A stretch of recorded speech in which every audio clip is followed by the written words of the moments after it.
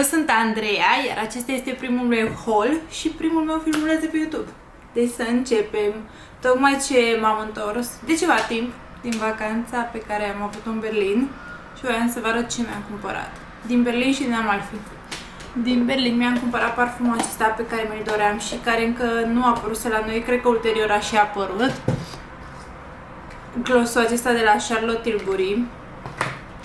Bineînțeles, Juicy. Vaselina aceasta care e atât de cute. Creionul de buze de la Make Up Forever, nuanța 606 pe care am căutat-o ceva timp, dar tot așa era de negăsit. Și căutam un pulover care să fie ori din cașmir, ori din lână, n-am găsit ceva 100%.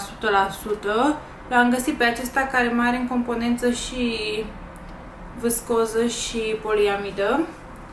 Dar e super drăguț și așa pe un număr, ceva drăguț.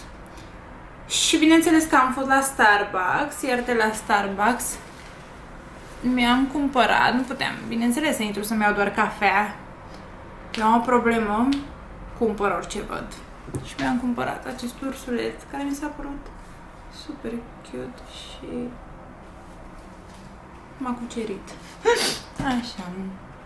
Iar din Amalfi, cămașa aceasta, care e 100% din in și e mai largă. Vine super bine cu o pereche de jeans și așa. Rochița aceasta din bumbac, care e destul de scurtă și după mi-am dat seama că e foarte scurtă, dar o să o port și contează. Și mi-am mai cumpărat rochița aceasta.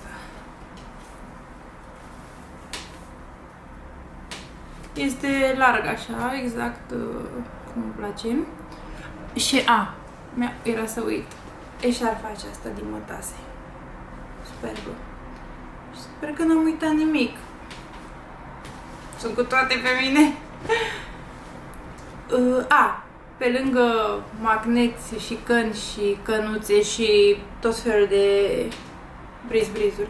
Eu cred că colecționez căni fără să-mi dau seama că fac asta.